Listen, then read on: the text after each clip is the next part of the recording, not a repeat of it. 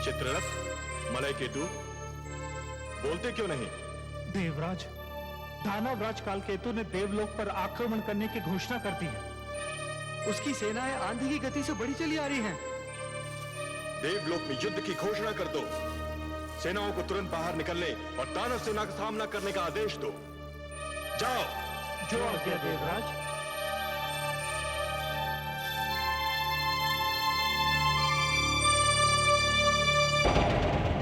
मेरे लिए ये युद्ध अपने दानव शिष्यों को दिए गए वचन को निभाने का अवसर है।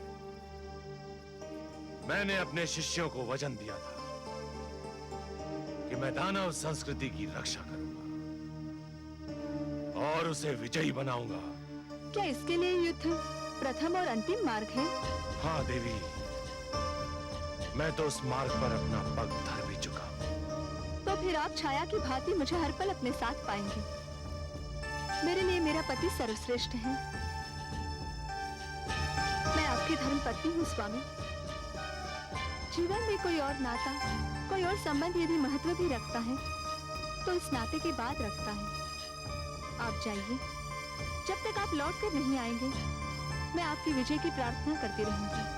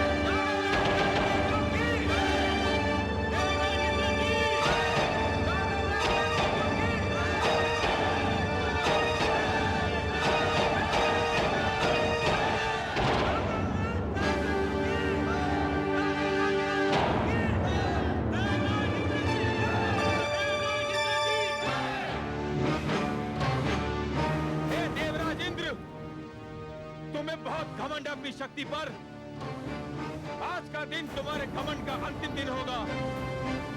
आज हम अपनी पराजय और अपने अपमान का प्रतिशोध लेने आए हैं। चलो युद्ध आरंभ करो। आक्रमण तुमने किया है दानवराज कालकेतु, तुमने, हमने नहीं। हम तो अपनी सुरक्षा के लिए लड़ेंगे। युद्ध तुम आरंभ करो, तुम। ये क्यों नहीं कहते कि तुम में युद्ध और आक्रमण करने का साहस नहीं रह गया है? हम तुम्हें युद्ध में पहल करने का निमंत्रण दे रहे हैं और तुम पीछे हट रहे हो। चलो आक्रमण करो। हम कायर नहीं है और ये सत्य तुम भली भांति जानते हो। हम पहले भी तुम्हें कई बार पराजित कर चुके हैं और आज भी यही होगा। हमें तुम्हारा निमंत्रण स्वीकार है। सावधान कालकेतु।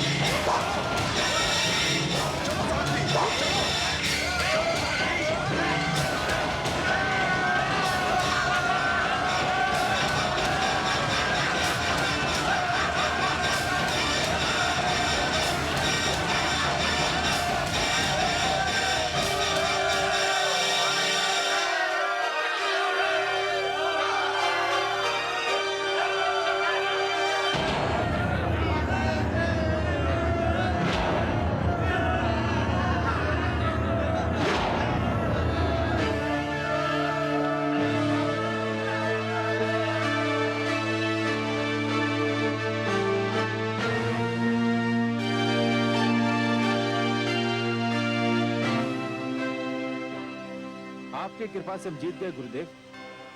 तुमने पहली बार हमें गुरु दक्षिणा दी है काल केतु। ये भेंट स्वीकार कीजिए गुरुदेव, ये इंद्र का वज्र है।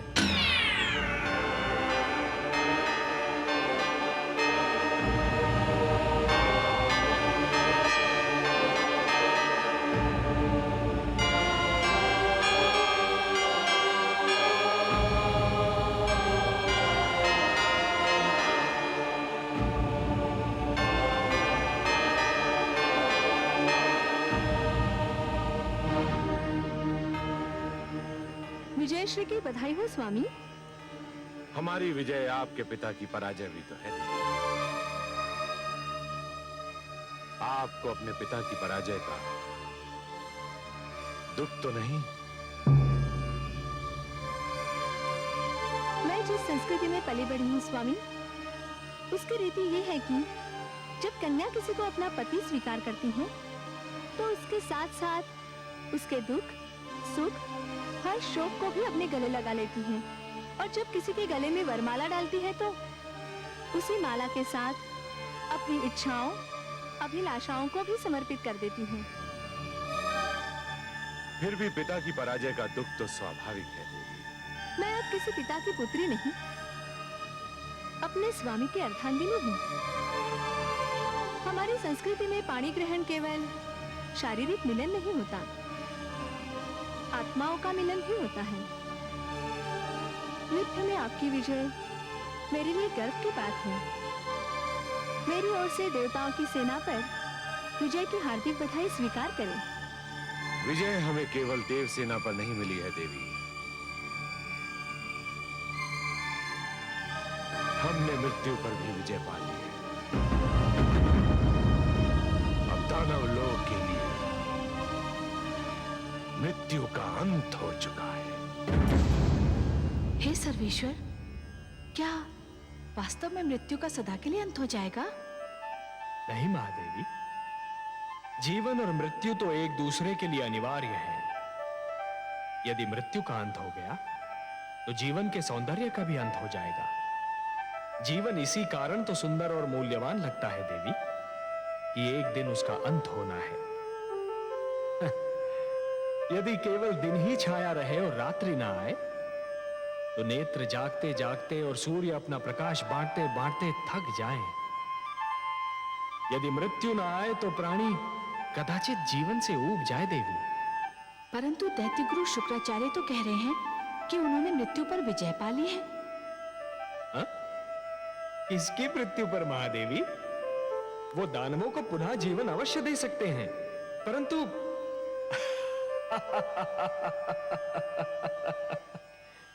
महादेवी आप तो बस देखती जाइए कि जिस अभिमान ने देवेंद्र के सिर में अपना डेरा जमा रखा था, अब वही अभिमान दैत्य गुरु शुक्राचार्य के सिर में अपना घर बना रहा है।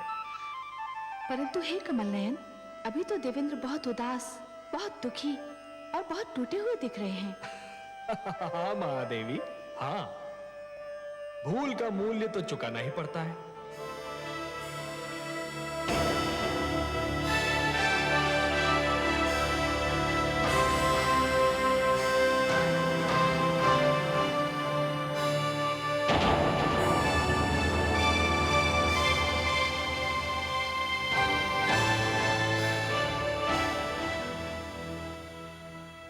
जो हुआ वो मेरी और केवल मेरी भूल का परिणाम था।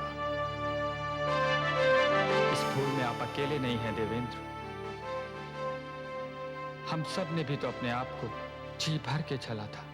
जो हो चुका है उसका शोक समस्या का समाधान नहीं है देवेंद्र। यह स्थिति बहुत गंभीर और घातक है कि दानवों का जीवन संजीवनी की छाया में सुरक्षित हो चुका है और देव जीवन आज सुरक्षा की राहों में भटक रहा है। इस स्थिति में मेरी दृष्टि कहीं जाकर ठहरती है तो केवल लक्ष्मी नारायण के चरणों पर। उनके सिवा कोई नहीं जो हमें संकट से उबार सके। देवेंद्र, हमें श्री विष्णु के पास चलना चाहिए।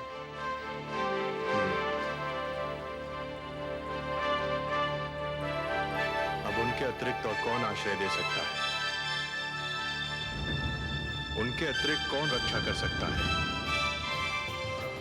कह दीजिए समस्त देवताओं से, क्या हमें मिलकर भगवान श्री विष्णु के पास जाना है?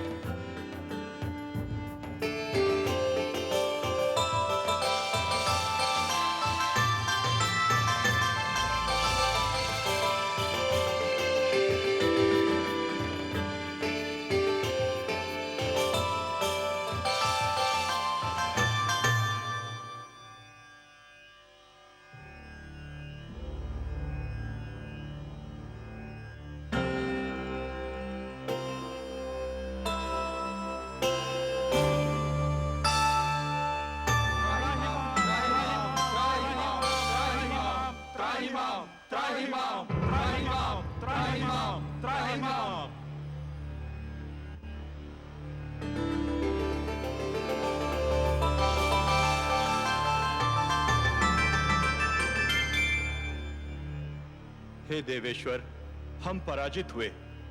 हमारी सेना के अगणित सेनानी वीर गति को प्राप्त हुए। हमारा सिर लज्जा से झुक गया। आपके अतिरिक्त और कोई नहीं जो हमारी रक्षा करे, हमारे दुख का निवारण करे। हे परमेश्वर, हमारी सहायता कीजिए। हे नारायण, दैत्य गुरु शुक्राचार्य ने भगवान शिव से संजीवनी मंत्र क्या प्राप्त किया? हमारे सिरों पर मृत्यु और पराजय का वज्र आ गिरा। हे लक्ष्मीपति, यदि दानव मरते हैं तो दैत्य गुरु उन्हें फिर से जीवित कर देते हैं, और जब देवता मरते हैं तो उनका सदा के लिए अंत हो जाता है। हे सर्वशक्तिमान, यही दशा रही तो देवता घटते जाएंगे, दानव बढ़ते जाएंगे, और एक दिन देवलोक पर दानवों का आधिपत्य हो जाएगा। देव संस्कृति गिर जाएगी तो मानव संस्कृति भी गिर जाएगी। जब हम संजीवनी मंत्र से सुरक्षित नहीं, तो मानव तो और भी दुर्बल है। हमें संजीवनी मंत्र से बचाइए प्रभु, हमारी सहायता कीजिए। संजीवनी मंत्र का केवल एक उत्तर है, अमृत। अमृत? अमृत? अमृत वो है जो पीने वाले को अमर बना देता है। मृत्यु उसे छू नहीं सकती। परंतु हे लक्ष्मी नारायण, अमृत हमें कहां मिलेगा, कैसे मिलेगा? देवेंद्र, अमृत आपको समुद्र से मिलेगा, सागर का मंथन करने से मिलेगा। अमृत? परंतु हे जगदीश्वर, हमें तो अमृत के विषय में कुछ भी ज्ञान नहीं। हे देवराज, जिस प्रकार दूध के भीतर माखन छिपा तो होता है, परंतु वो मिलता तभी है जब दूध को मथा जाता है, उसी प्रकार समुद्र के भीतर अनेक पदार्थ छिपे हैं, अनमोल रत्न छिपे हैं। उन्हें केवल मंथन के द्वारा ही निकाला जा सकता है। अमृत उनमें सबसे अनमोल है। सत्य तो यह है देवगण कि मंथन मथने और खंगालने की उस क्रिया का नाम है जिसके द्वारा स्वयं के भीतरी गुणों और अवगुणों की खोज की जाती है। मानव यह मंथन प्रतिदिन करता है। वो प्रतिदिन स्वयं को मथता है, खंगालता है और स्वयं के भीतरी गुणों और अवगुणों को बाहर निकालता है। आश्चर्य तो यह है कि वो मानव होकर भी इस क्रिया से परिचित है और आप देवता होकर भी इस क्रिया से अपरिचित हैं। पर हे लक्ष्मीपति, हम समुद्र का मंथन करेंगे कैसे? मंथन मथानी और डोरी की सहायता से किया जाता है। मैं आपके लिए मंदर पर्वत को मथानी बनाऊंगा और वासुकी नाग की डोरी दूंगा। परंतु एक तीसरी वस्तु की भी आवश्यकता होती है देवगण, जिसका प्रबंध आपको स्वयं करना होगा। और किस सामग्री की आवश्यकता होती है सर्वेश्वर? डोरी को खींचने और मथानी को डुलाने के लिए 2 दलों की आवश्यकता होगी देवेंद्र, जो डोरी को 2 छोरों से पकड़कर खींचेंगे। उनके बिना तो मंथन संभव ही नहीं है। बिल्कुल वैसे ही जैसे दूध मथने के लिए 2 हाथों की आवश्यकता होगी। तो हम देवता आधे एक छोर पकड़कर आधे दूसरा, ये कार्य तो सरलता पूर्वक कर सकते हैं। मंदर की मथानी को डुलाना है देवेंद्र, वासुकी नाग की डोरी को खींचना है। संजीवनी मंत्र के प्रभाव ने आपकी संख्या को घटा दिया है और आपकी घटी हुई छोटी सी संख्या इतना महान कार्य नहीं कर सकेगी। हे सर्वेश्वर, हम फिर दूसरा दल किसको बनाएं? दानवों को। हाँ, दानवों को। यदि दानव आपका साथ दें तो समुद्र मंथन संभव है, और समुद्र मंथन होगा तभी संजीवनी का उत्तर भी प्राप्त होगा। हे परमेश्वर, ये तो एक असंभव अभियान होगा। सर्वप्रथम तो दानव हमारी बात सुनेंगे ही नहीं, और यदि सुन भी ले तो मानेंगे नहीं। हे कृपा निधान, दानवों को तो अमृत की आवश्यकता भी नहीं जिसके लिए वो हमसे सहयोग करें। उनके गुरु के पास तो संजीवनी मंत्र की शक्ति है, उन्हें तो यूं भी मृत्यु से मुक्ति मिल चुकी है। हे दीनदयाल, यदि दानव मान भी गए तो दैत्य गुरु शुक्राचार्य उन्हें कभी हमसे सहयोग की अनुमति नहीं देंगे। निस्संदेह नहीं देंगे, और यही तो आप सबके विवेक और बुद्धि की परीक्षा होगी देवगण। आपको दैत्य गुरु शुक्राचार्य को भी अपने तर्क से संतुष्ट करना होगा। पर हे देवेश्वर, उनके आगे हम क्या तर्क रखेंगे? देवेंद्र, आप दैत्य गुरु शुक्राचार्य को यह समझाएंगे कि संजीवनी मंत्र मृत्यु का मात्र क्षणिक उपचार है। संजीवनी जीवन की एक ऐसी कुंजी है जो खो भी सकती है, जो टूट भी सकती है, परंतु अमृत मृत्यु का स्थायी उपचार है। अमृत पान करने वाला मृत्यु पर सदा के लिए विजय प्राप्त कर लेता है। परंतु हे नारायण, इसका अर्थ तो यह हुआ कि हमें दानवों के पास सिर झुकाकर जाना होगा, उनसे सहयोग और सहायता की भिक्षा मांगनी होगी। क्या यह समस्त देवलोक का अपमान नहीं होगा? क्या अपमान में अब भी कोई कमी रह गई है देवराज? शब्दों के जाल में मत उलझिए देवेंद्र, शब्दों के जाल में मत उलझिए।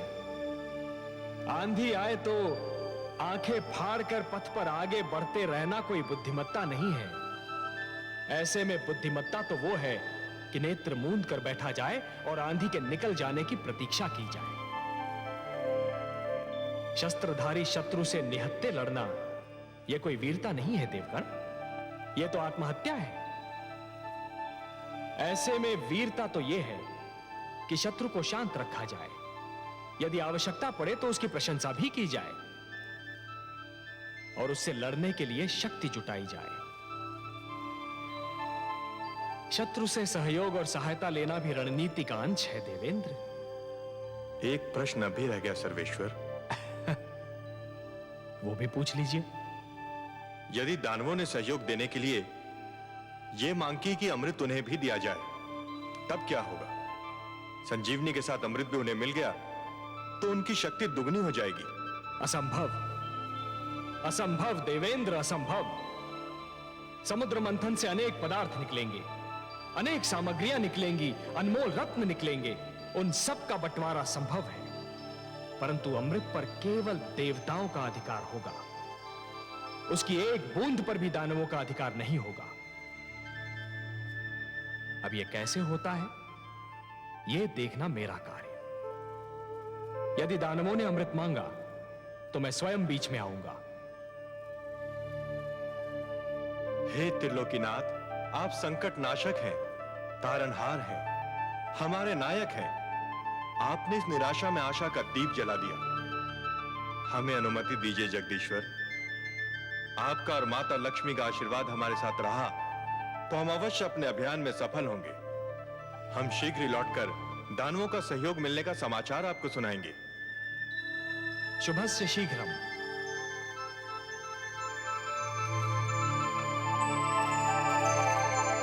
हे कमलनयन, आपने अभी कहा कि दानवों से सहयोग लिया जाए, किंतु उन्हें अमृत की एक बूंद भी न दी जाए। हाँ हाँ महादेवी, मैंने यही कहा। परंतु हे सर्वेश्वर, क्या ये छल नहीं कहलाएगा? कार्य की परिभाषा उसका उद्देश्य निर्धारित करता है महादेवी। यदि उद्देश्य उत्तम हो तो उसे छल का नाम नहीं दिया जाता, उसे नीति का नाम दिया जाता है। देवताओं को भी नीति से कार्य लेना होगा। छल तो गुरु शुक्राचार्य कर रहे हैं महादेवी। उन्होंने भगवान शिव से कहा कि संजीवनी मंत्र उन्हें मानव कल्याण के लिए चाहिए, पर क्या वो मानव कल्याण कर रहे हैं? वो तो संजीवनी मंत्र का उपयोग केवल दानव कल्याण के लिए कर रहे हैं, और यह छल है देवी, यही छल है। और इसके उत्तर में कोई भी कार्य, भले ही उस पर छल का संदेह ही क्यों न हो, उचित ही नहीं उत्तम भी है। आप तो उत्तरों के उत्तर हैं, तर्कों के तर्क हैं और उद्देश्यों के उद्देश्य हैं कमलनयन। आपकी हर बात में रहस्य होता है।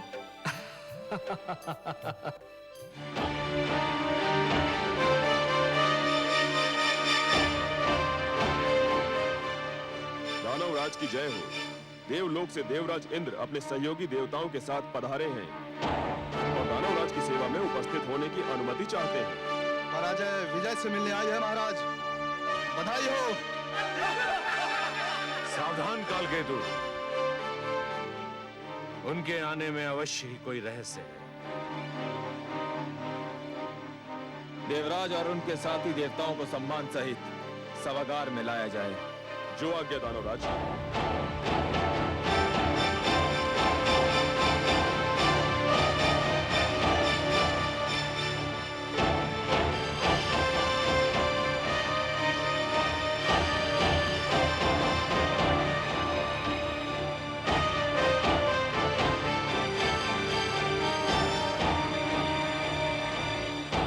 प्रणाम दैत्यगुरु शुक्राचार्य। प्रणाम दानवराज कालकेतु। दानव सभागार में देवराज इंद्र का स्वागत है। कदाचित ये पहला अवसर है जब देवराज और अन्य देवताओं ने अपने चरणों की धूल से दानव सभागार को पावन किया है। आप सत्य कह रहे हैं महाराज, नहीं तो हम इस योग्य कहाँ थे, कितने महान व्यक्तियों के दर्शन पाते। ये ना भूलिए महाराज कालकेतु कि हमें वैर के अतिरिक्त भी एक नाता है। उस नाते को भी स्पष्ट कर दीजिए देवराज। हम और आप अलग अलग माताओं के किंतु एक ही पिता की संतानें हैं। हम एक दूसरे के भ्राता भी हैं दानवराज। मेरे दानव शिष्यों को सदैव इसका स्मरण रहा है देवराज, परंतु लगता है देवताओं की स्मरण शक्ति कुछ दुर्बल है।